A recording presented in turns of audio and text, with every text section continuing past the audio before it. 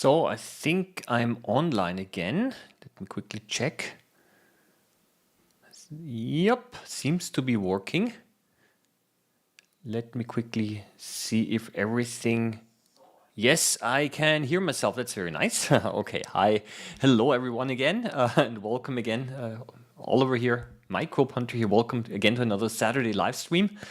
Yes, today I'm again live. Last week I was only able to join over the chat, but today we can interact again directly over the chat. Yeah, I see that some of you have already joined in. As always, a couple of minutes at the beginning of the live stream. Yeah, we're a little bit of small talk until the people start to join in. Hello from Athens, Greece, from the United States, from Northern France, from the United States, from Germany, Denmark, from England, yeah, Georgia, United States, from the UK. That's very nice. Okay, so yeah, from the Netherlands as well. Yeah, and yeah, so let me also quickly do a little bit of housekeeping. Oh, wow, nice. Over 30 people have already joined in. So what I'll be doing today is the following. I've actually pulled out one of my microscopes, and I'm just going to show you where it is. It's standing here next to me. I've not used it so far. Yeah, it's a fairly straightforward microscope. Here at the top, I connected my DSLR camera, fairly old Canon EOS, over USB, so that we can actually also see, yeah, that you can also see what I'm able to see here, right? And what I've done is I converted the microscope to polarization. It's not something new, entirely new. I've talked about this before already. However, the way that I have done this is a little bit different because I added polarization filters directly into the objective here. I would like to show you how I've done that. Okay, I would like to also share with you some of the videos, not videos, but some of the slides that we're able to see together. I also have to forewarn you a little bit, the image quality is not going to be the very best one today. The reason being that yeah, there's a little bit of loss of image quality here, and also the adapter that I have here at the top, this one is also not the very best. So the image could be a little bit sharper, but just let me assure you that when you look through it, then actually it looks quite nice. Okay, so hello from the Netherlands, from New Zealand. Okay, yeah, from Ireland, from the Philippines. Okay. Okay, yes. So yeah, so and I would like to simply show you a little bit how I have done this. Basically, what I did is over Amazon, I bought myself because of one of your donations. Yeah, I bought some of these polarization films, foils. I also would like to mention that what I plan to do in one of the next videos, this was actually one of the requests by one of your viewers, was actually to make to show you how you can convert this to stereoscopic viewing using polarized filters. That's also possible. I'm not going to be doing this today. I still have to figure it out a little bit, but I just want to show you a general conversion to polarization here. Okay, so when you buy filters like these, which are not really expensive, then you have to know, and you see I've already cut it out here, you have to know that there is a how do you call it, a protective film on both sides, which you have to remove later on. I think that's important to know. Okay, so and what I have done is the following, and I'm going to show you by simply taking out one of those objectives here. Yeah, because I want to show you now the small modification that I have made. Okay, and look what I got here, and I'm going to flip it down again here. Right, so this is I need to refocus here. This objective, basically, I glued on here, a foil. Yeah, I cut it out. And I glued it on here, and of course I had to remove the cover from the foil first. And another thing that's important that I have done here is, look, I used a marker here, and I marked the front part of the objective. So this blue line that you see here on the side with a marker, that was exactly the front part. I just flip it over again, right? So I marked you cannot see it here, but I've also done it here. I've marked each objective here right at the front. Right, and the reason why I have done this is so that I was able to align. I was able to align the filter, because alignment is important, right?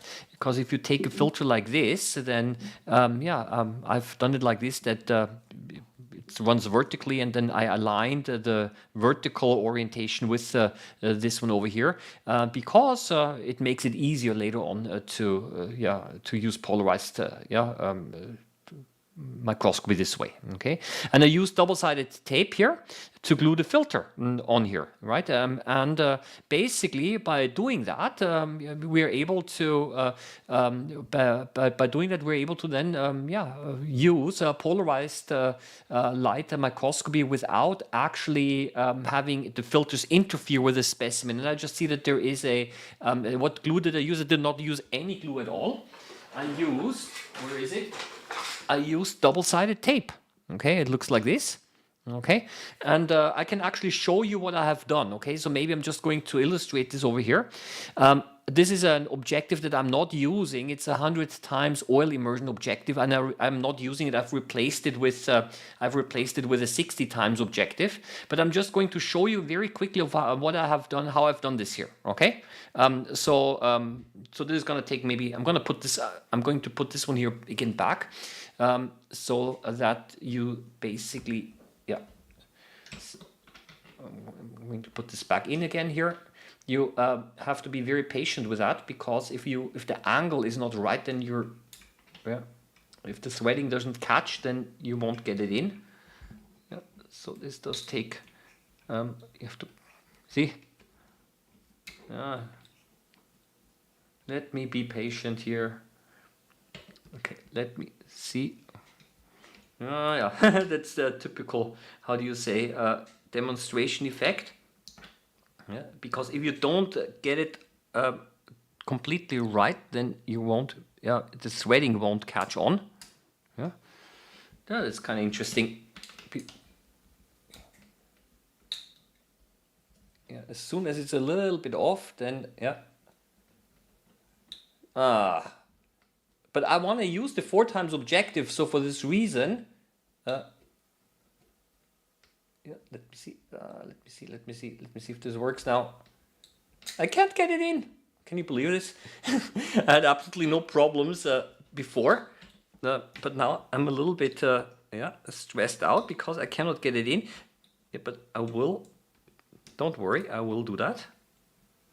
Yeah, you have to make sure that it's completely aligned. And then, this is kind of interesting that I'm having actually a problem with this. But let's lower this. So, but at least you see a little bit some of the problems that there are, because if it's only a little bit, off, then But the good thing is I can actually hold it and press it here because there is no lens on the bottom.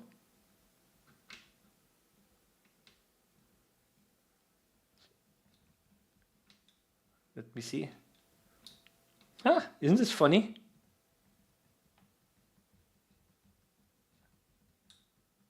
Isn't this funny that I'm not able to get this in now? But I have to, because I want to show you some stuff here. Okay, so I did not use any glue. I'm using double-sided tape here. This is funny, but it's not like this that the filter is interfering here. Yeah, it's kind of interesting that for whatever reason. Yeah. Let me see. This is really strange, but. I cannot believe this. This is a little bit what you call a demonstration effect. Yeah, but I'm pressing it now against it. Okay.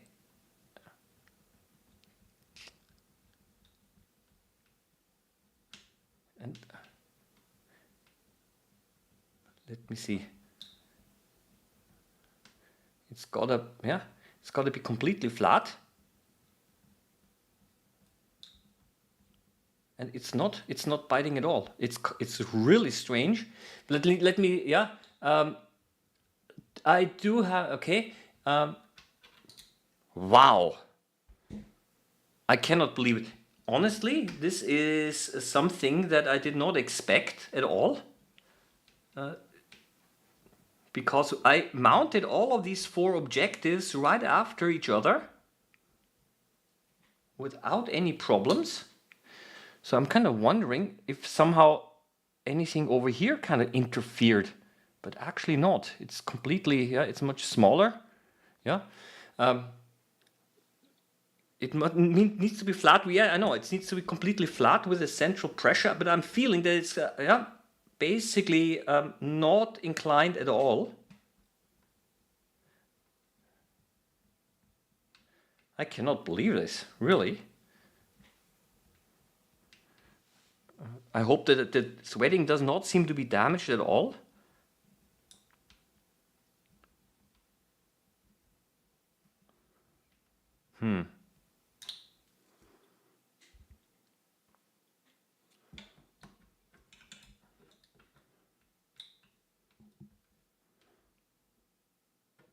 No, and I'm also turning it into in the correct direction. That's also important, okay?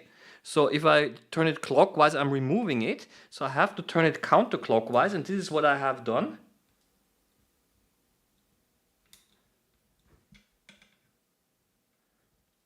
You know what? Otherwise, I'm just going to leave it as it is. Let me see if I can get it in like this.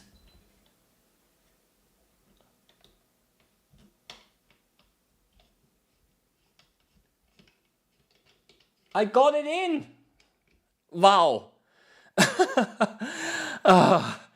Am I relieved now? Okay.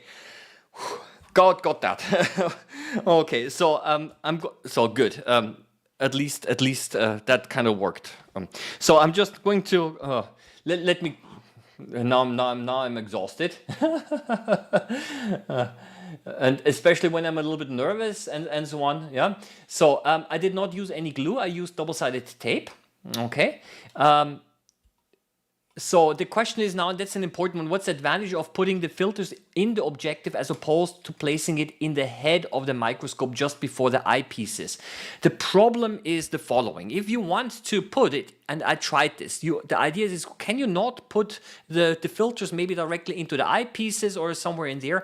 The problem is that there are prisms in here, and the prisms, they depolarize the light. Yeah. What happens is that what I found is if you put the filters somehow afterwards, then it won't for whatever reason won't work anymore. Okay, because the prisms here depolarize the light. It's gotta be, in my view, it's gotta be somewhere before it reaches the other optical systems here. I mean, that is just one way of doing it. What I've done in the past as well is I just also placed over here a specimen. So when you put a specimen on here, it's also possible to put the filter directly on here on the on the stage over the specimen. This works, however, only if there is if you use the low power, so that there is enough space between. Yeah, but doesn't matter. You can experiment yourself a little bit and try this. What I have done is the following. I aligned the filter vertically. Now over here I did not make any marking because I'm not using this here, but the nice thing is that there's this plastic cap on here, which actually by turning it can also be removed, and therefore it becomes loose. So my suggestion is that you just keep it turned all the way in, so to say, huh? So you can just by no, I can have again have an issue here. Okay, but what's actually makes it easier is if you take it out, and then what you do is the following: you take a marker, and you take something straight. I don't have the ruler with me right now, and then you just basically make draw over here a line, and that's not a problem because you're drawing the line now on the covering foil, right? You're actually not damaging the filter itself because there's a plastic foil right on top. And then what you do next is you simply make draw a circle around here, yeah, and you cut it out. Yeah, so and the thing is, it doesn't have to look very nice because as long as it doesn't go over the edge, it doesn't really matter, right? So next thing is you take some scissors, yeah, and you cut out the filter, of course, a little bit smaller than the marker, because, yeah, for obvious reasons, because you've been drawing it larger.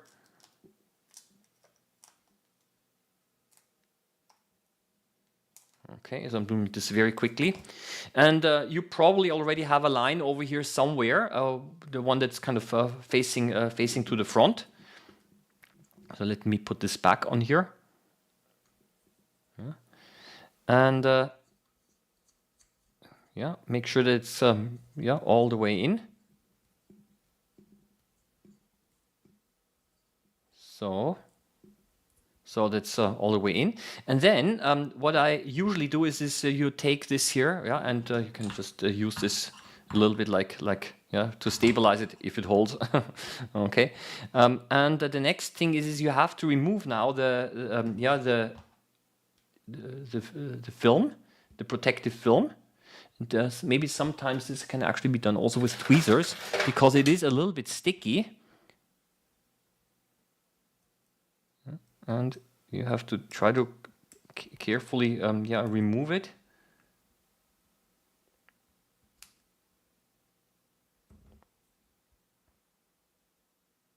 Again, when you're doing this at home, not behind a live stream, yeah, then you can take yourself a little bit more time. Yeah, so you just remove it. Okay, so this is kind of the protective film, which we don't need. We can throw that away. We just have to remember now which side's where. Okay, and the next thing is that you take a little bit of this tape here. Just show you how I've done this. It's double-sided tape, and you also take a scissor, and what I've done is I've simply yeah, taken now a small piece here,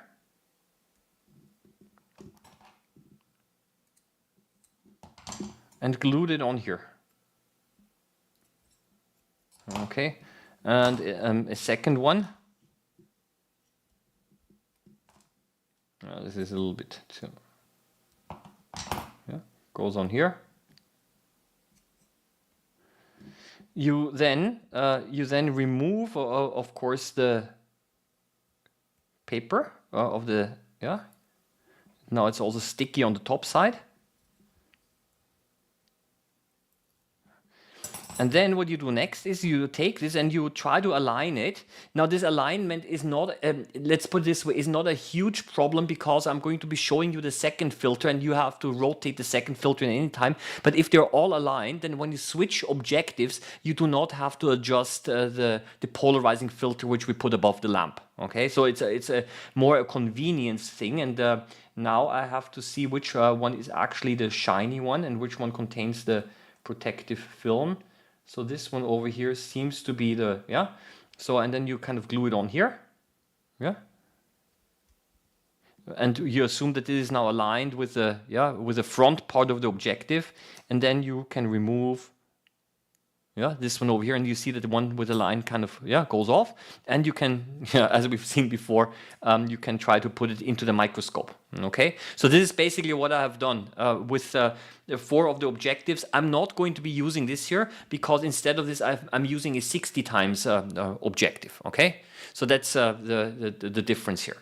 So and now there's a second thing that you need, and the second thing that you need is the polarizing filter, which goes directly above the lamp. Okay, so I have over here, also homemade. Yeah, I've 3D printed this, but you can also use cardboard, of course.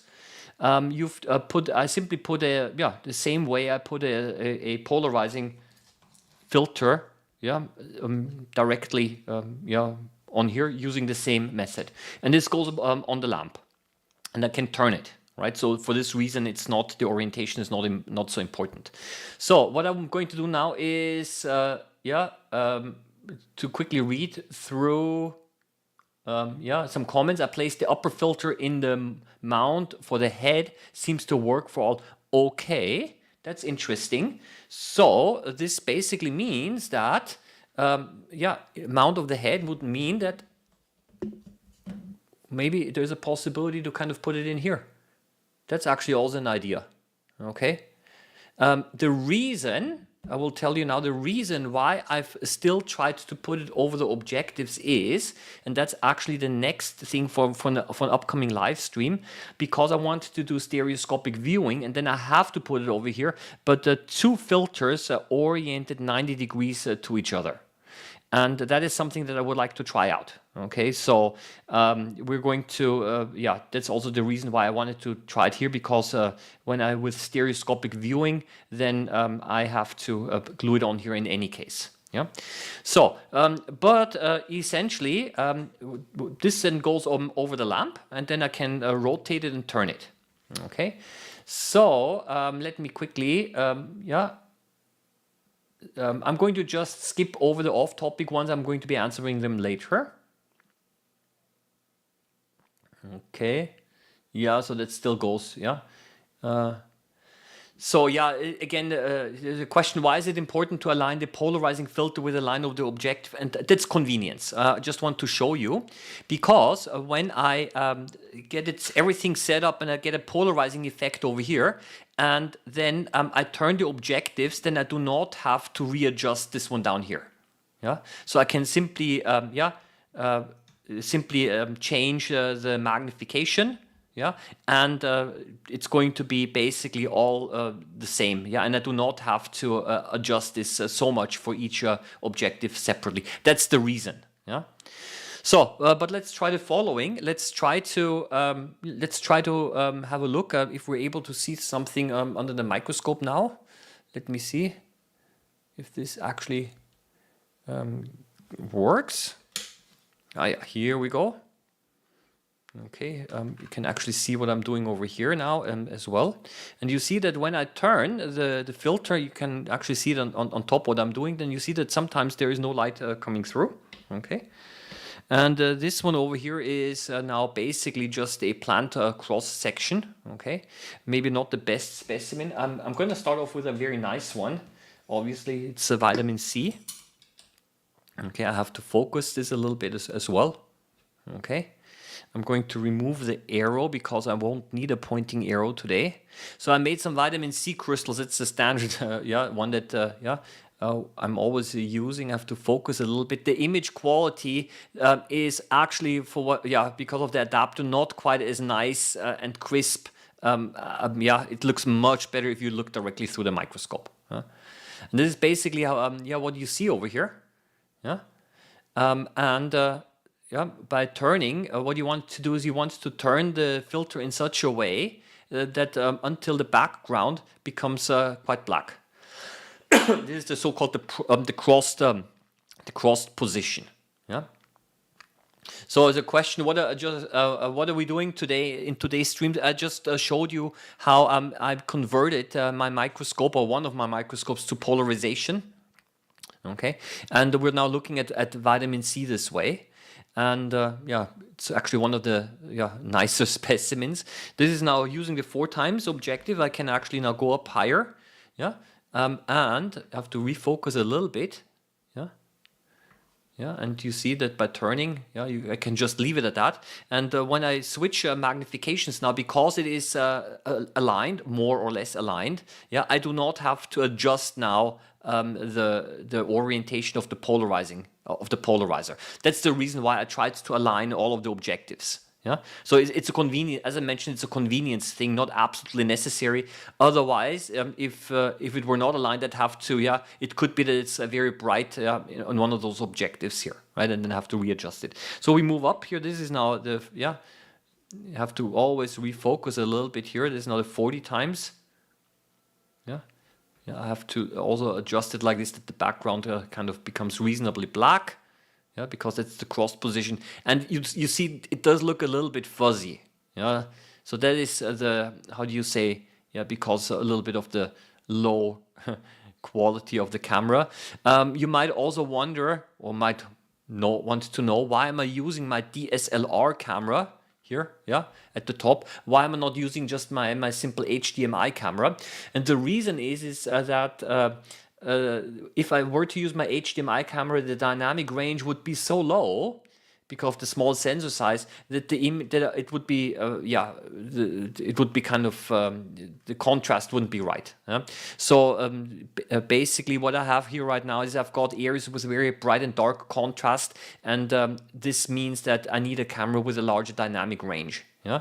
So this is kind of so this is now the 40 times. Now I'm going to go really high up. Okay, and let's see, let's have a look here and let's see if we're able to see some of the, this is now 60 times.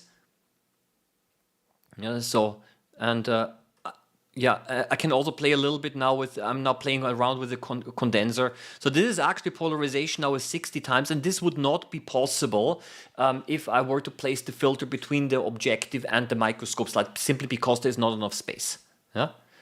So, basically, you see that this is a fairly reliable system, I would say.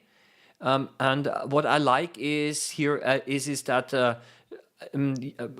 I'm also able to look at water samples maybe, and I can not otherwise, if I were to place the filter directly on the slide, then of course with water samples that's not going to be so easy, because then the filter is going to become wet and so on.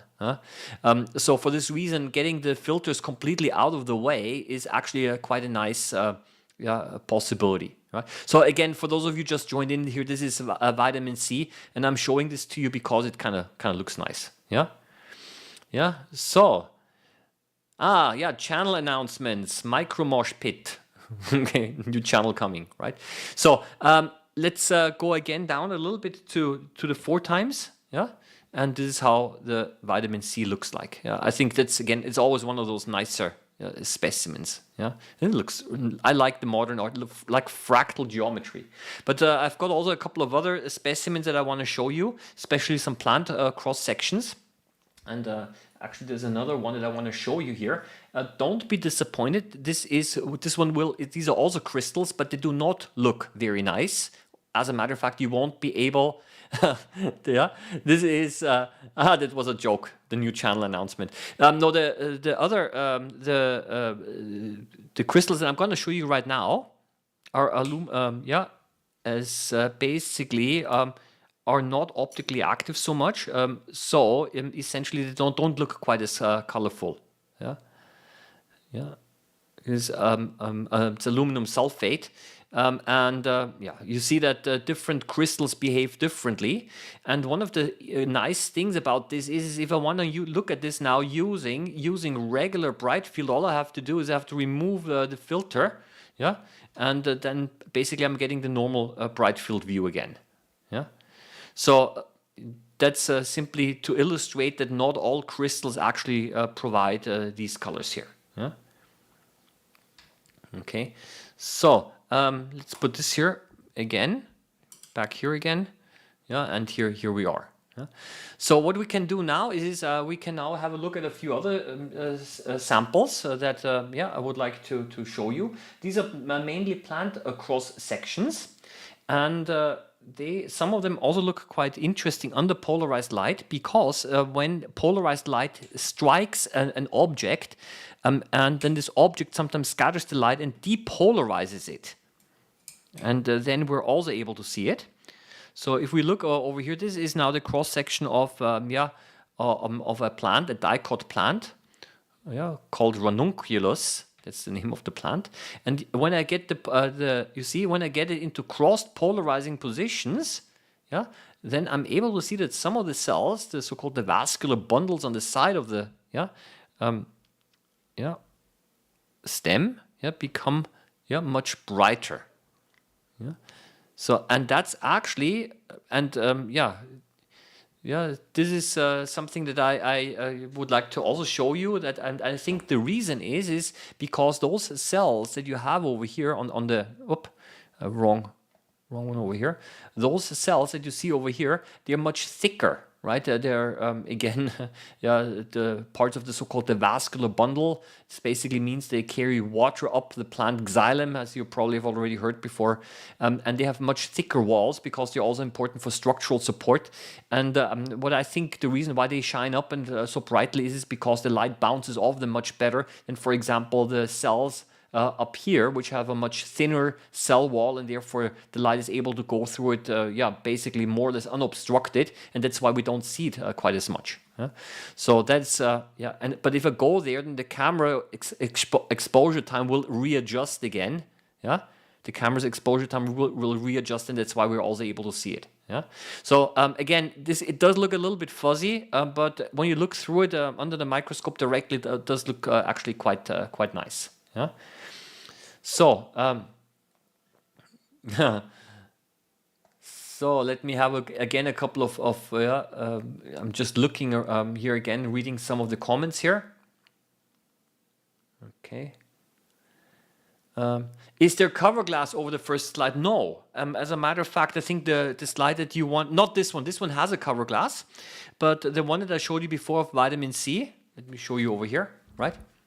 You have to now look yeah, at the top here, does not have a cover glass. What I've done is I've taken some vitamin C powder, this one over here, yeah, and I added a little bit of water, and then I spread it on the slide.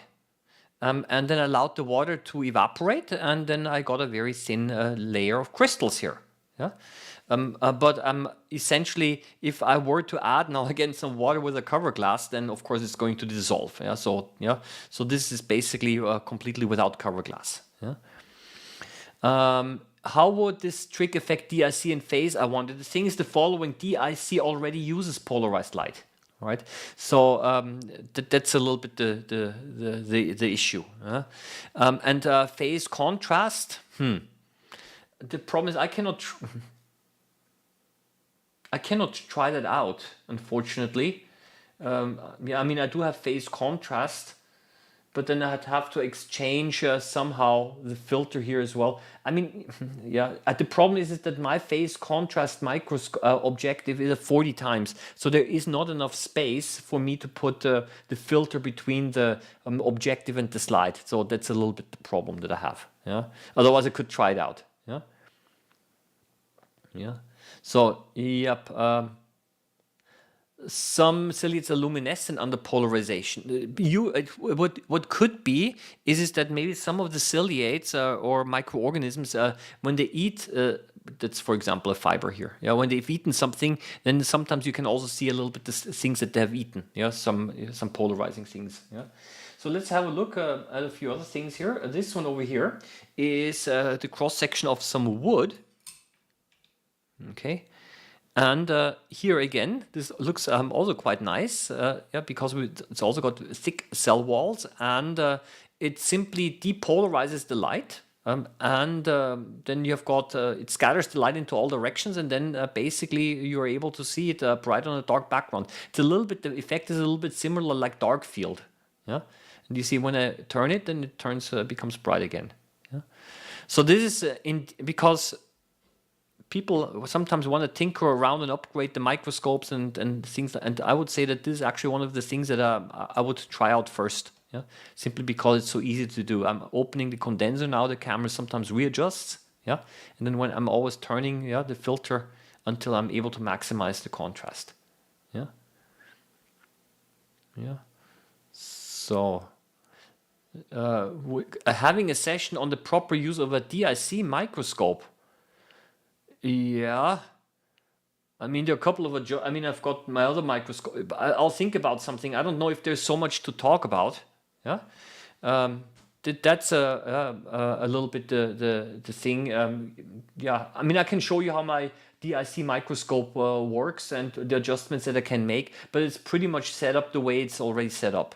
Yeah, so there is actually not so many adjustments that I have to make. Yeah. Yeah, so let's have a look how far I can go up with the magnification. So this one is now 60 times. Yeah, and you see that, yeah. You're playing around again with the condenser. So again, this is wood under the microscope. Yeah, you see again some of the vascular tissues here. Yeah. So what I generally use polarization for is simply to get nice contrasty images. Yeah, and that's pretty much it. Yeah. Because real polarization microscopes, I also need to say that is the following, that the objectives that I have here are just standard objectives. And what you if you buy a research polarization microscope, then you need actually, or you don't need, but they always come with so-called strain-free, not stain-free, strain-free objectives. This means that these objectives, the lenses do not contain any internal tensions, because during the manufacturing process, when the glass cools, then there can be certain tensions in the glass, and those tensions, they can cause a depolarization of the light. So then the background is not completely evenly dark. Now these are very low cost objectives, but you can see that still, yeah, let me remove the slide. Yeah, you can actually still, now the camera adjusts a little bit, and that's why it turns bright, but you can see that more or less it's kind of even. Yeah. So this the illumination, so there are not, it still works reasonably well. Yeah. But sometimes I've seen some objectives that essentially, even in cross polarization, there was a little bit of a color change in the background. The background was not completely dark. Yeah, like we have now the camera adjusts again the exposure time. Yeah. So that's the reason why you have those specialized objectives used for polarization microscopy. Yeah, yeah. Uh, Honestly, I've a snake skin. I actually have some snake skin, not here, but yeah, in the school. And I actually wanted to look at some snake skin already. It doesn't look super interesting because it's yeah, but there are a few structures that you are able to see. But I think this one actually has more details. Huh? So the next thing I just want to show you again is this one over here. This is a wheat grain, and here there are some starch grains in here as well. And this is another thing that I have not a full explanation of. I just want to show this to you. It's actually quite interesting, but I cannot fully understand this, how they have the people have made that. So right now here on the side, there is no cover glass and no nothing, right? So that's the white things that you see here, that's kind of dust. So no cover glass here. Then look, here we are now entering the cover glass. It's a round cover glass, right? Yeah, and yeah, so this is how it looks like. And when I turn the filter, I can make it darker. Then again, the camera compensates a little bit. Yeah, yeah. So that's as expected. But the thing that kind of surprised me a little bit is, look at this here, where the actual specimen is. This is not a cover glass, this corner. Yeah, where the actual specimen is, yeah, the specimen is embedded in something. Yeah, and I wonder what this could be. Normally you embed specimens in wax, in paraffin wax, but this looks way too, I don't know.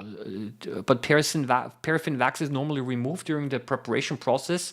And I don't know, this looks like a very hard, and the wax is normally very soft. Yeah? So I wonder, so it's still embedded in some kind of a substance. I don't know what this is. Huh? So this is now a wheat grain, and what you see now inside this wheat grain, and we need to go up now with the magnification again. Again, I'm not totally happy with the quality of this image here. I know some of you might actually, like in the past, post. Some people complained a little bit. The image quality is not quite good. I know, yeah, it's a little bit yeah.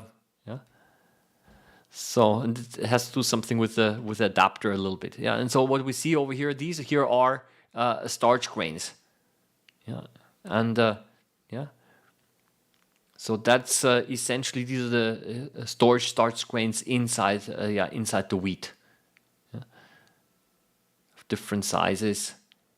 And one of the reasons why I like this here again is because we're able to see the cell wall on the outside here, the starch grains in the center. Yeah, you get the idea.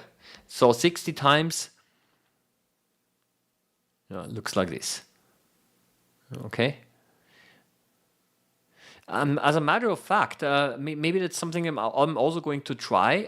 I'm going to indeed try to put in, again, you look at the top, I'm going to really probably indeed try to put in a filter in here as well, okay, and see how well that actually works. Yeah. Yeah, I'll be basically I'll be reporting back to you on different possibilities. Yeah, but I also would like to try this stereoscopic view as well. Yeah, so yeah, again, if you look through the eyepieces itself, then it looks way better. Huh? It looks way better, but I think it's going to be fine. Yeah? Yeah. So I'm just looking around a little bit. Unfortunately, yeah. I do have a water sample, but I don't know how good it actually is. I don't know if there is something in there. I can later on. Maybe I'll try a water sample as well to see. Yeah. So I'm going to have another look here. This one here. This one is also one of my favorite ones here. Yeah, and it's also one of my favorite ones. Look, that's again, yeah, a plant cross section, and one of the really nice things again is this. Look, this is yeah. Let's have a look how it looks in this is how it looks in nature, right? This is a regular bright field, and here, look, I just need to show this to you. Let's have a look at these here. These are very dark. Okay, because I suppose they have a very thick cell wall. They do not allow light to go through very well. Yeah, but under polarized light, yeah, those cells start to light up because they scatter the light much more.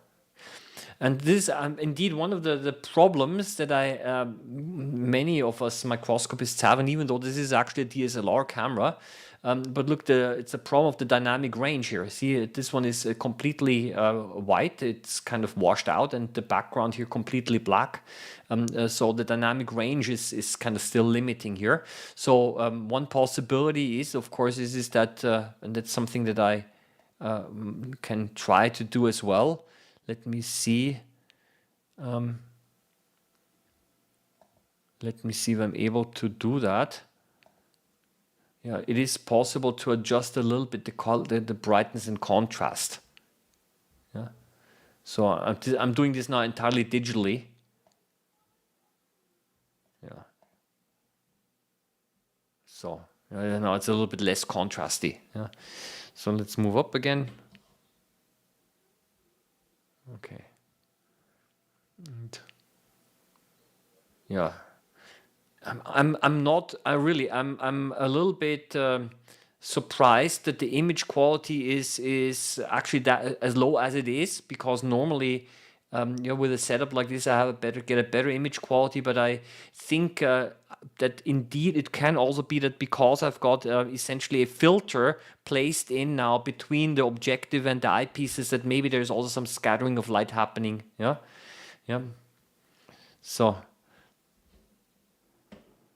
And over here again. You see, interesting how the different cells that are next to each other, how they completely respond differently to the light.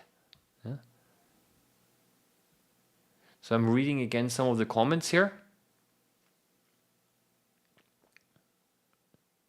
Yeah. Yep. Yeah, a square of tape to mark it. Maybe otherwise a resin block that has been lapped could be. Yeah. So this is a little bit yeah. So let's have a look here. Yeah, because this one over here, as you can see, yeah, seems to be somewhat completely embedded. Yeah, and here now we're at the edge of the cover glass. Yeah, but the other specimen that I had basically did not have that. Yeah? So this one over here is another one that's also the cross section of a root. Okay. Also over here, yeah, when you actually look into the central canal of the root here, you see that the cells over here are also quite brightly, reflecting the polarized light. Yeah. So where is this? Here we go. I need to remove the arrow again. And by turning the bottom filter, look at this. Yeah. Again, a little bit the dynamic range of the camera is limiting, but I think quite interesting. At least I consider it interesting how the cell walls react so differently. So you can actually distinguish different types of cells here. Yeah. In bright field, you don't see so much of a difference. Yeah, it also looks nice, obviously, right? You don't see so much of a difference, but then look with the polarized light, it's really interesting. Yeah, yeah. Yes, is it the xylem? Yes, it is. Yeah. Yeah, if you want me to explain this to you a little bit, we have to go down because, as a matter of fact, even my students have to know this. Yeah, yeah. Even my students have to know this. It is a cross section of a root, and what happens is the following: that the water. There are different ways for how the water travels, either along the cell wall or through the cells. But the water will be taken up, yeah, and this is called it's the epidermis, yeah, and it's a layer of cells on the outside, and there is a ring-like layer of cells around here called the endodermis. And the water has to go basically through the epidermis, the cortex. This is called the cortex. And then basically the water and minerals will have to go through the endodermis, and any harmful substances are not able to pass the endodermis. Yeah, because once it reaches the xylem here, then it will be transported up the plant, and the endodermis acts a little bit like a filter to prevent any harmful substances from actually entering the plant. Yeah, so there's this so-called Casparian strip that prevents the water from entering basically this canal over here, the vascular canal over here, right? So that's basically a system of protecting the plant from transporting harmful substances and toxins up the tree. Yeah? So this is just something a little bit of biology. Yeah? So that's one of the things that's quite nice. Again here, I have when you turn it. Yeah, it's again a little bit of a question of the dynamic range. That's a little bit an issue. Yeah? So and the other one here, that's a pear, and the fruit, right? Not peach, but a pear. So basically, these are the fruits that are kind of similar to the apples. However, when you bite into a pear, then it has sometimes this gritty, like biting on sand. These are because there are certain crystals in here, and which you are actually able to see here, right? So so this is a pear, and when you turn the filter again, look, then they too start to shine. Yeah? So that's basically these crystalline structures here. They cause the pear to be a little bit gritty, Yeah. It would be interesting to look at chemical elements up close. What you have in a biological sample, like this one over here, of course you've got different chemicals around here, but usually they're not in a pure form. So it's usually always a mix of different chemicals here. Yeah, and here we can actually see that there is indeed some kind of a crystalline structure here. Again, we have to turn it. Yeah, and you see the background. Yeah, can be confocal microscopy also use polarization. I don't know so much about that. In confocal microscopy is an entirely different thing because you're using laser. And when you're using laser, then you're kind of rastering and scanning across the sample to get a three-dimensional image of the sample because you need a computer. So confocal microscopy is actually quite an advanced thing. I've never worked with confocal microscopy before, I have to tell you as well. Yeah. So, but let's have a look here again. When we're looking at the pear, then when we make it dark, the background, okay, that seems to work. Yeah. Then you see again, look, that this specimen somehow seems to be embedded in something. Yeah, and that's really something that I would like to I don't know what it is. Okay, so normally what I am familiar with is when you, for example, embed tissue samples, then you usually embed you dehydrate it, and to remove the water you embed it in paraffin wax. But I don't think that this is paraffin wax, because paraffin wax actually is quite soft. It almost looks like, I don't know, some kind of a plastic. Yeah. Yeah, it's so. I really would like to know how this was actually made. Yeah, yeah. But do you see over here that the one that turned now the filter, the bottom one, you can actually see that this whatever this you see that the background and the bottom turns black. But this matrix, the support structure, seems to be massively depolarizing. Yeah. I already tried to put wax, of course, on the slide. And when you put wax on a slide, when it cools down, it does form small crystals. So you actually see a pattern. So having wax, for example, you take a small amount of wax, put it between cover glass and slide and melt it, and then let it cool. Then actually it does not look flat and homogeneous. There are actually tiny little wax crystals forming. Yeah. So this is So I don't think that this is wax. And because actually wax or paraffin is actually quite soft, I can hardly imagine that you can get sharp corners like this. So it almost looks like a plastic sheet or something. Yeah. So this is indeed something that I would like to find out a little bit more. So in case you know a little bit more, please. Yeah. So again, here you see those crystals in the pear. So but this would be something interesting to find out. Yeah. So now what? We can try. I don't know. I've not tried the sample, but I can try to. I can put a. Oh, the camera switched off. Interesting. No, it's still on. What did it do? Ah, okay. Maybe just it's still here. The mirror flipped up. Okay. So let me have a look. I don't know if I don't know. This is a little bit. This is gonna be a little bit of a I don't know of guesswork. Let me switch over to the. Let me switch again to the desk view. Okay, just a second. I need to. Here's the desk view. Okay. I mean, we can try to put this disgusting looking sample here under the microscope and see what we're able to find. I've not tried it for a few days now, but again, maybe we're able to find something that is kind of interacting with a polarized light. I don't know, but I have to remove the objective first, and then let's give it a try. Okay. Here, this is again the homemade holder here, and let's have a look.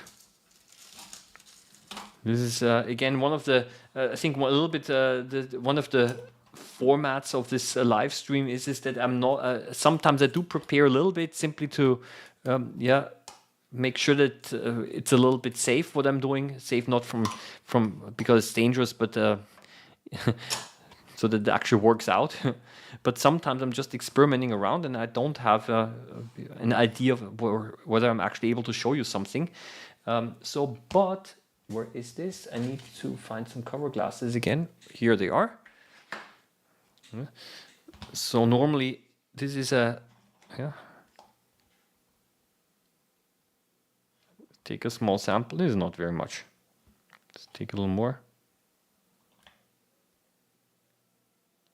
And let's have a look. Yeah, this one here contains, of course, bacteria now, so I immediately dispose it.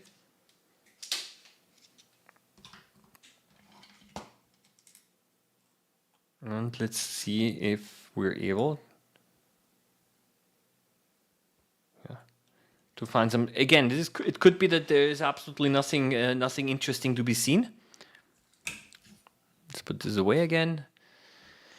This goes in. We are going to switch over to the scope view again.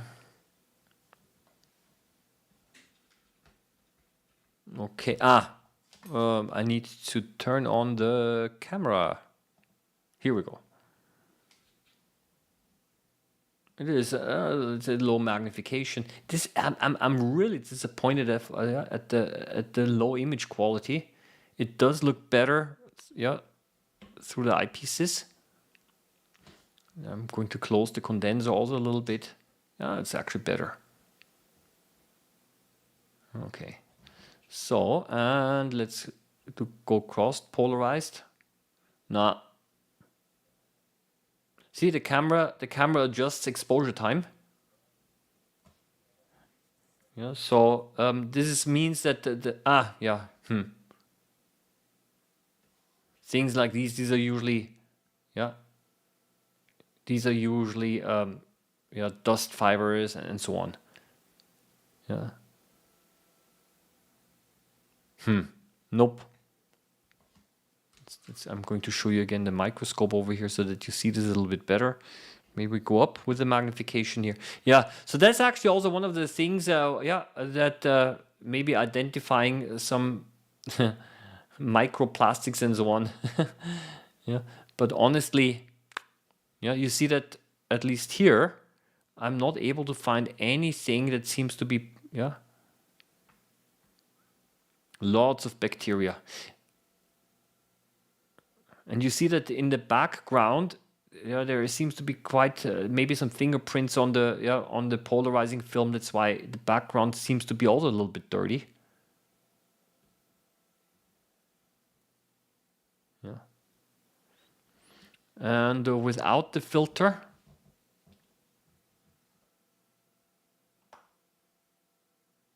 yep. Yeah. So bacteria mostly. And cross-polarized light, nothing. Okay. Yeah, so this is kind of shows you a little bit that again, this is not a technique that's always very suitable for all types of specimens. Yeah. Lots of bacteria. This is now a 40 times objective, but what we can try irrespective of everything, I'm going to now move 60 times. All the way, I'm going to close now the, it's too much. You've got mostly diffraction patterns and also the exposure time is kind of low already.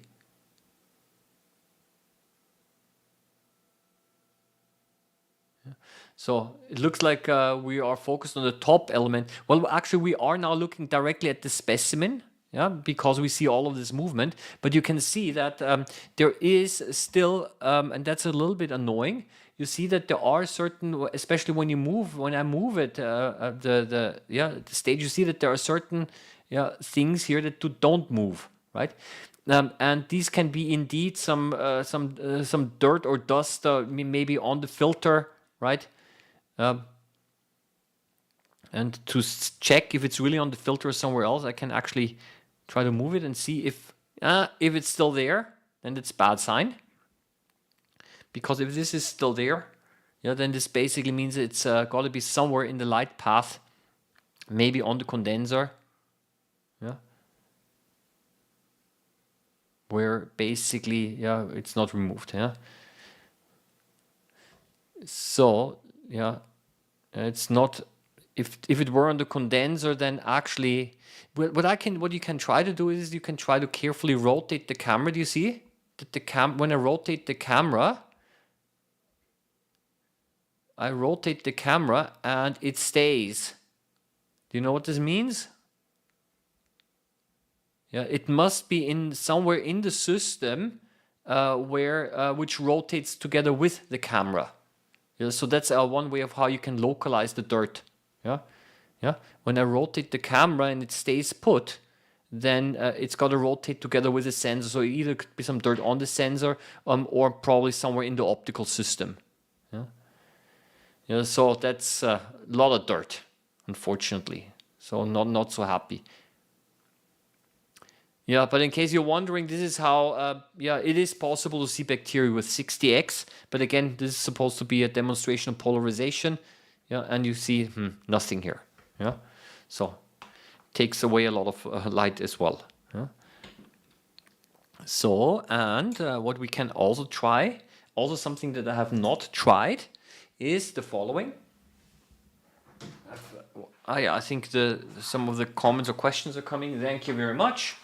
Here, I'll be answering some of your questions again, at least those that I have not answered yet. Let's try to again look at a couple of worms, which I've got in here, and let's see if they are polarizing or not. Yeah, again, I don't have very high expectations, but it could be, so we're gonna find out.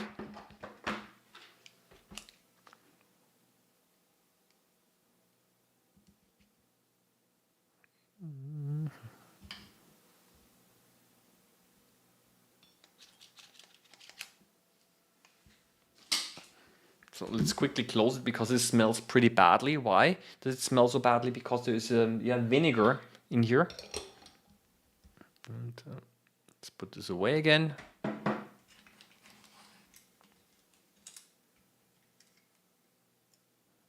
This goes on here.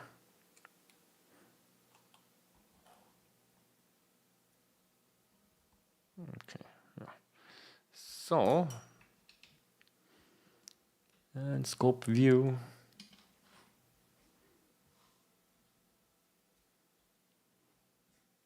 Oh, that's the that's the wrong microscope. Okay, here we go.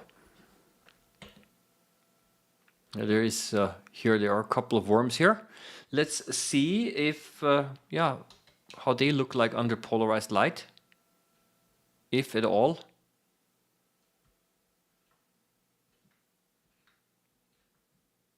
Does not seem either. Okay. You see that, yeah, the camera does keep on readjusting. Okay, so those nematode worms, yeah, also not polarizing. Yeah. Bubble over here. Yeah. So evidently they do not scatter the light sufficiently to glow. Yeah, in case, I mean, because they honestly, let's face it, the quality is not really super great. If you want to actually see how they look like with my other microscope,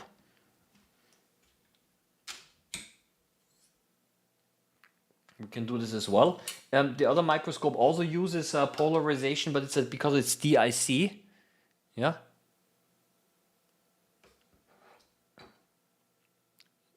So this is basically, you see that there is a huge quality difference. And by changing a prism, I'm also able to change the colors here in the background. Yeah. Okay, let me see if... Oh, now I lost them somehow. Ah, yeah, here's some more. So this DIC also uses polarized light, but the principle is quite different. Yeah.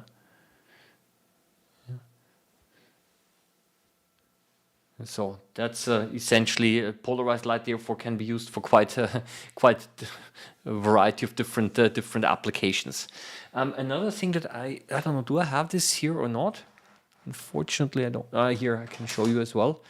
I just also want to show you, just for the sake of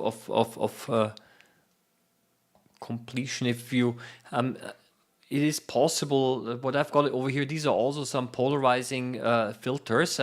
But if you buy, if you buy those filters for cameras, then you have to be aware that they are circular polarizing filters, right?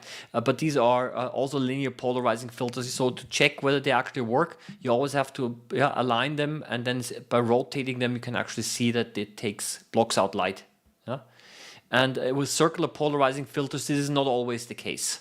Yeah. So you need to. So that's the reason why I recommend that you get those filters here, because they are definitely linear polarizing and they give you the least problems. Yeah. So just to illustrate, let me quickly have another look. Nope. Okay. Yeah. So I quickly could do now the following. I'll have a look at some of your questions that you've posted here, and then I'm going to read a few of those questions here from the sheet again. But I think, yeah. So one thing. Let me put this away here because I don't want to spill it. So here we go. Yeah, so I think I've already answered a few of those already. Yeah. So what glue did you use? I used a double-sided tape. Yeah. I converted my Nikon almost as soon as I acquired it. A film sheet on the swivel head and a polarizer on the condenser. It works perfectly. That way, all that needs adjusting was the lower filter. Okay. Yeah. So it basically, also showed a filter basically in here, right? I mentioned it already. I tried putting the filter over here into the eyepieces, and it did not work well. And then I read somewhere because the prism system that's in here depolarizes the light, and then that's a little bit of a problem. Yeah. So that's already, we talked about this. Yeah. I have a mixed match of objectives. Anyone have success at seems to keep in focus from objective to objective? I can't seem to find them on the internet. So I'm going to quickly explain what this means. I think that's an interesting point. When you essentially have a microscope, then ideally all of the objectives should be from the same series.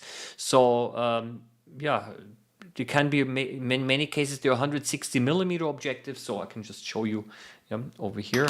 It says here 160 millimeters. Yeah, so that's basically a standard that's used. But even if you have different objectives and they all have 160 written on here, it could be that they're not parfocal with each other. So this means that when you change magnification, then you lose focus. So the question is how is there somewhat a possibility to kind of get them to the same focus? Yeah, and one way would be is to either turn them in or out a different amount, and to include over here some kind of a ring that so you can screw it all the way in, and then if there is some kind of a plastic ring or something like that, then essentially it's a little bit longer, the objective, right? So this is actually something that does exist, and I've also heard that some companies actually do also offer them. They're proprietary for, I don't know, for the high-end microscope companies. I heard that some of them sell them.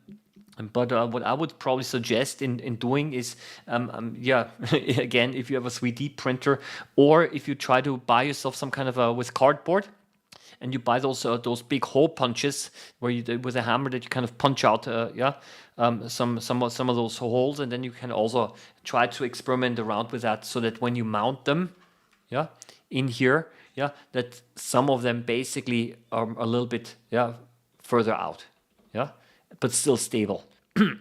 And this is one possibility in how you can get them a little bit more parfocal. So this is basically what this question refers to. So I don't even know. Oh yeah, if you can remove the head, try to film in the space under it. That way, the film acts as a soft bearing and the center section unscratched. If you can remove the head, try to place the film. Try the film in space under it. You know what we can do? Because that's a little bit also somewhat the point of a live stream is simply to try it out, huh? So what I'm gonna do is the following. Why not? Let's try it out. I wanna figure it out. Ooh. I'm gonna try to remove it again. Let's see if I'm able to get it back in. Okay, and Now we're going to do the following. This is now what the 10 times. And let's try to remove it. And I'm just going to take the whole thing here out so that I can put it in back later. Yeah, so let's put this here back in again. Up.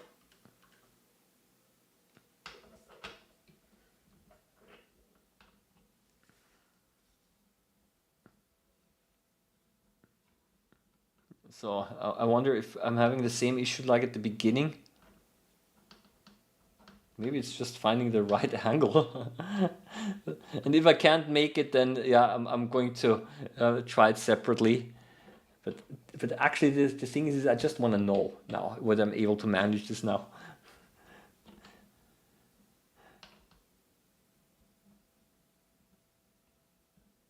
I want to know if this works. If not, then so be it.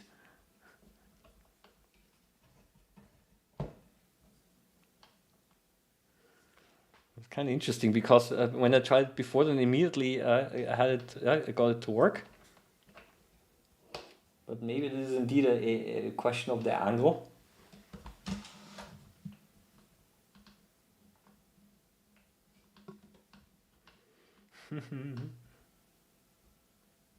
Because I do want to try to put the filter in, yeah, beneath.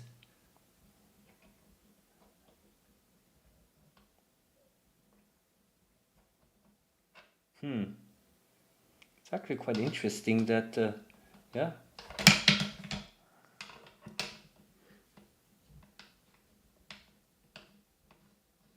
Oh, look at this. Here we go. Okay, so number one. So number two. I'm going to carefully take this out. I'm going to put it down here on my table. I don't know if you're able to see this. Okay, I'll be trying to put a filter in here. Okay, so this means that I'll be now taking this here, and I'm just going to estimate this, and I'm going to do this really quickly.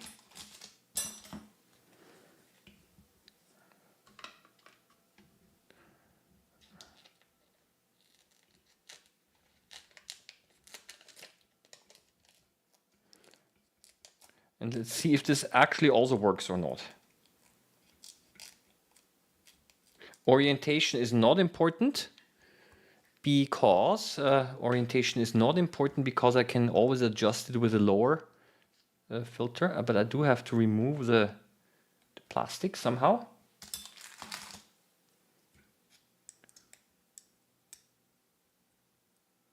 Here we go, plastic 1.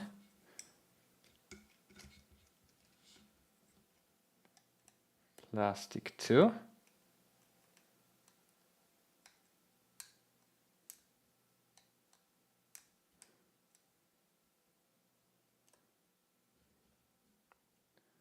So patience is all you need. So here we go. All I do now is I kind of drop it in here. Are you able to see this? I don't know. I'm just gonna drop it in here. Yep, that's it. And what do we do? What do we put on top? On top goes this system here. And that's the 10 times objective. Okay, that it's a little bit.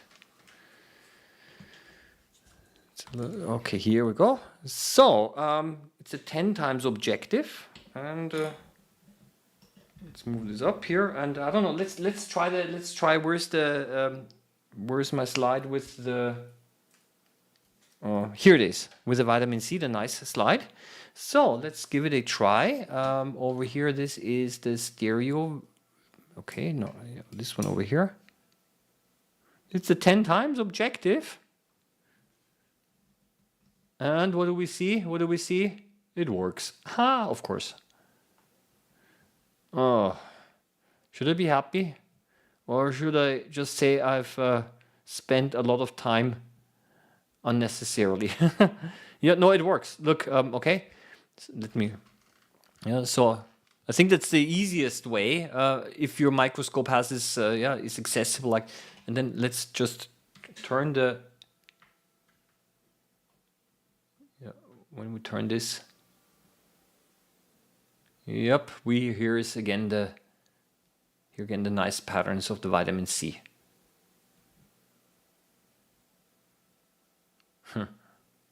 So let's see. Yeah, I mean, obviously, if I now use the other objective, then it's passing through several polarizing filters. Yeah, but that's the 10 times one without the polarizing filter. Yeah, it looks also quite nice. Yeah. So yeah, so proof of concept, it does work. Yeah. Yeah. So there, I'm quickly. Yeah. Let's. Yeah. This is about the O-rings. Yeah. Yeah. Brad just mentioned addressing my question on the objective shims. I do have a 3D printer. Okay. Yeah. So that's actually something that I would yeah, recommend. Yeah. So, but let's move on a little bit with some of the questions here. Desk view is here. Here we go. Okay. Under the head piece. So that's basically I've done right now. Place the upper filter and the head below. Yeah. Where is the other film on the microscope? I think yeah. Again, for those of you joined in, the one is directly over the lamp. It is of course also possible to put the filter in here into the filter holder. However, then I cannot turn the filter, and that's the reason why I basically decided to make this here. Again, also 3D printed, but I would probably say you just yeah, use a cardboard ring. Also works. Yeah. So. As already suggested, if you can remove the trino head, put the upper. Yes, we've done this. Okay. I have a budget of about 100 euros, I suppose. What is the best camera system for a microscope? That's a difficult question. Look, you see, that's a philosophical question, because if there were one best camera system, then there wouldn't be any others, right? Because best really depends on what you want to do. What I have basically I'm using in most cases is I'm using a DSLR camera for some cases. I've got an HDMI camera for other cases. So I would say that's a little bit difficult. Yeah, 100 euros is not a lot, I have to say. And in this case, I would suggest that you get some kind of a USB microscope camera and get that connected. Yeah? But essentially, there is no easy answer for this question, right? And that's a little bit, it depends on too many other parameters. And sometimes it's not the camera that's the problem, but maybe the adapter, which might contain optics which kind of degrade the image quality. Yeah? Why is it important to align the polarizing filter with the lens of the objective? I already mentioned this is for convenience, so that when I change the magnification of the objective, that I do not have to turn the filter. Yeah. But again, if you, as we have just seen, if we put it directly into the head of the microscope, then this is doesn't really makes it much easier. Yeah. There is a recommendation already for a camera. I was using polarized filter one time and found that I think it scales from minnows in some pond what I got. Yeah, so if you basically, if they scatter the light, then you're able to see those. No, there was no cover glass. Okay. I don't know about so much how this system affects DIC and phase. I mean, I've already got phase. I've got already a polarized light in my DIC microscope, so I cannot really change anything around there. Yeah, that's the DIC mic. I got to think about that, because I don't know if there is a lot to say here. Coloring stains help keep us more color. Some DSLR I guess the crystals in some coloring. Okay. Some DSLR cameras have filter on the sensor can affect polarization of the camera. Yes, and this is the reason why, this is apparently the reason why that's why circular polarizing filters are now used in some DSLR cameras, because those circularizing polarizing filters, they don't affect the polarization of the sensor. Yeah, apparently. So this is, yeah. Indeed, a reason why these days, apparently, if you want to buy polarizing filters for DSLR cameras, you cannot get linear polarizing filters anymore. It's all circular polarizing. I would be interested to look at chemistry, chemical elements up close. That's kind of a little bit more not possible because they are too small. Of course, crystals you can look at. Yeah, that should be possible.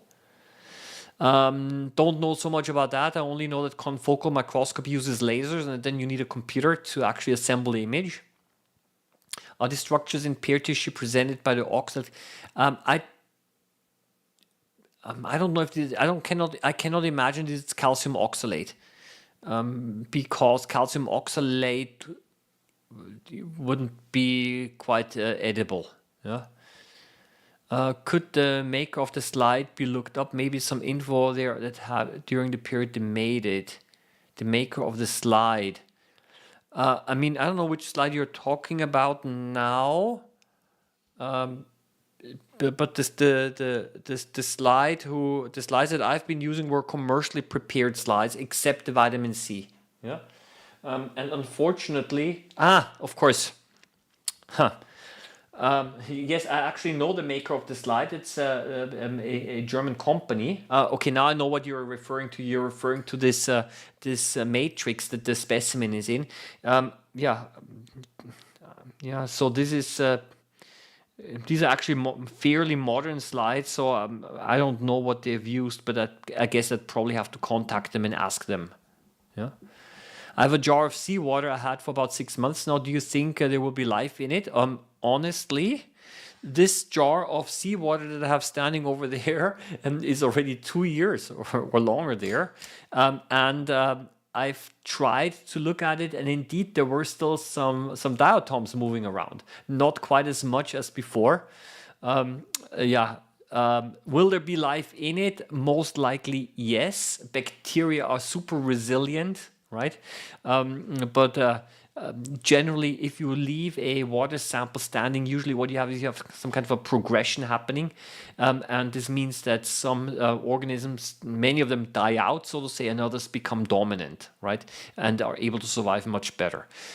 So generally, will there be life? Yeah, most likely. But maybe not always those that were present at the beginning, in large amounts at least. Yeah. For rocks and minerals, when making the thin sections, they mostly use epoxy. Yes. That's I've also heard of that, but these are essentially plant specimens, and I wonder if they have also embedded them in some kind of maybe an epoxy resin, and then kind of were cutting those. Yeah. Plastic is sometimes used to embed tissue for ultra thin sections to preserve cell structure when cutting. Interesting. Yeah. I just wonder a little bit how they. Yeah. There must be some kind of I don't know if they I cannot imagine they used heat to warm it up, but must be some kind of indeed some kind of a resinous material, yeah, to make those slides. Yeah. It's a decent. Oh, okay, I get it. Okay, that's thank you very much for the camera recommendation. Okay, so then there was a discussion about those O-rings. Okay.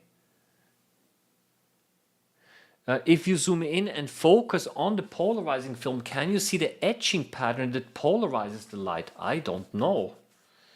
I can doubt this. Because I guess the reason why I kind of doubt this is because I think this etching must be at the size of wavelengths, and then we're way below any resolution limit. And the other thing is that what I will do now is the following. I'm going to remove just the plastic, and let's have a look at this filter itself. but I don't think that anything will be visible. Well, because I mean it's transparent, right? So if it's transparent, then essentially we should not be able to see anything here. So let's have a look here, but I don't think so.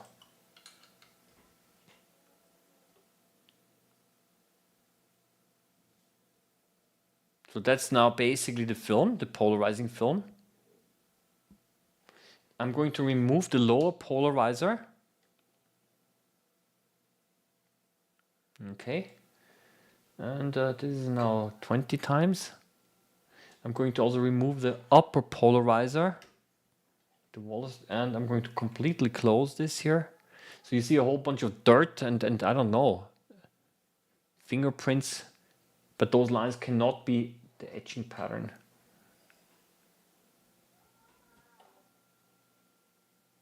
That's basically how the polarizing film itself looks like. So I think what we're seeing here is the plastic. Yeah.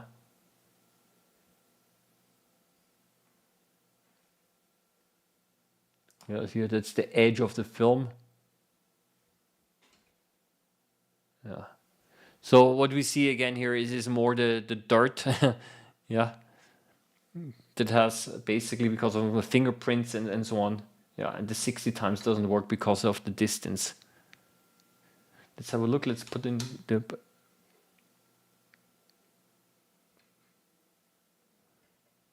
So this is now added the lower polarizer.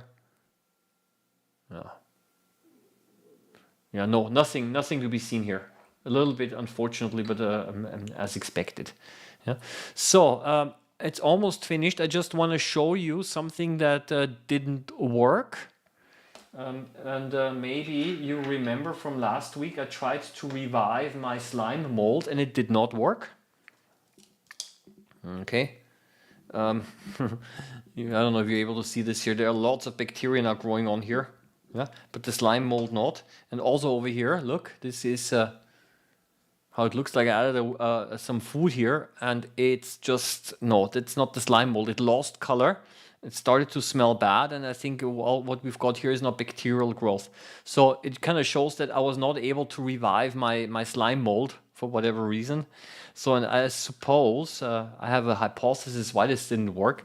Is if you want to make the slime mold, if you want to preserve it, then there is a certain way that you have to dry it, and maybe I was drying it too quickly a little bit.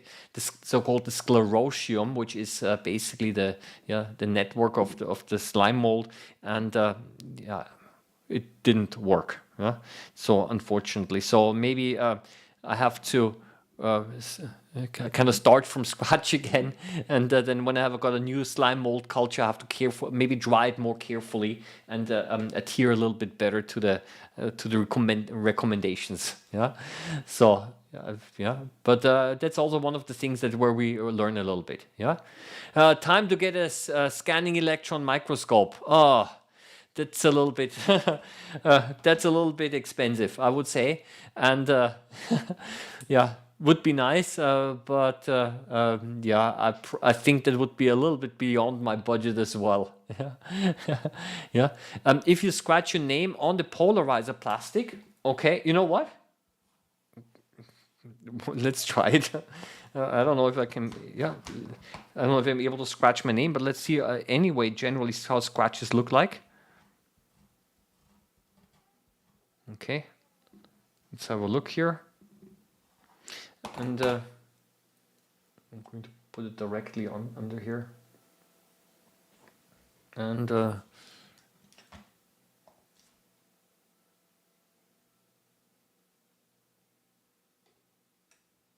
takes some time for the.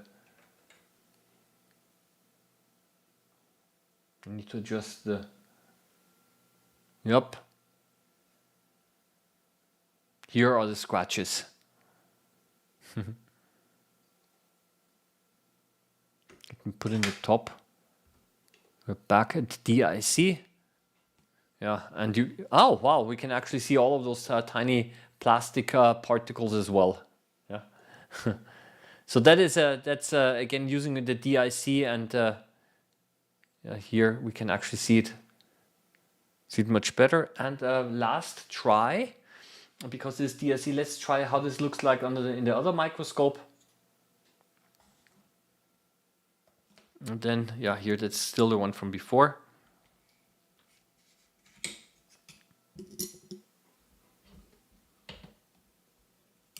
Oh yeah, I have to try it with the...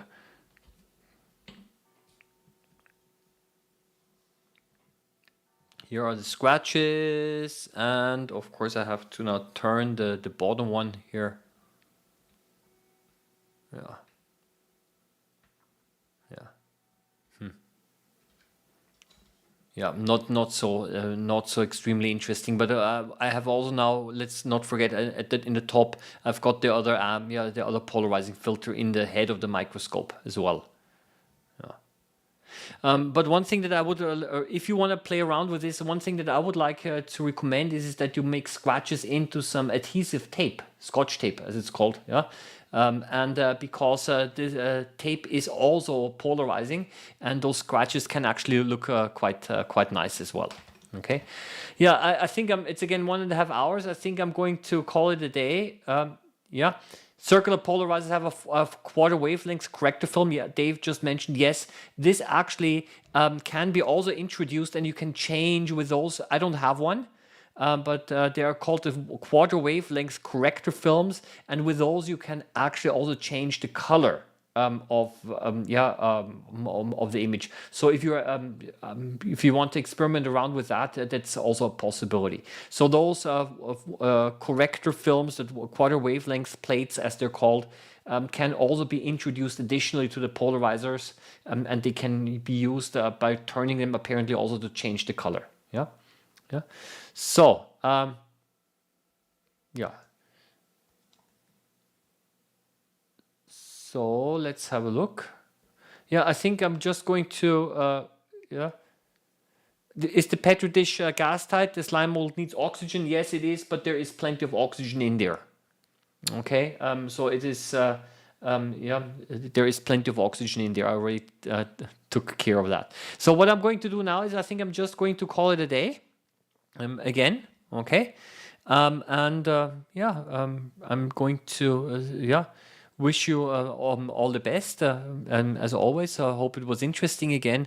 Again, plenty of things to experiment around, and I'll be working on experimentation with a stereoscopic view using a microscope. I don't know if I'm able to do that already by next week. I'll try to do that, and then I also report back. At the same time, having to say that unfortunately, of course, we're not able to see stereoscopic images on the computer screen because we only get one image. But at least I can show you what I've been doing, and then maybe able to report back on whether it works or not. Okay, I'm going to call it quits for today. Okay, I wish you all the best. Happy microbe hunting as always, and see you around next time. Bye bye.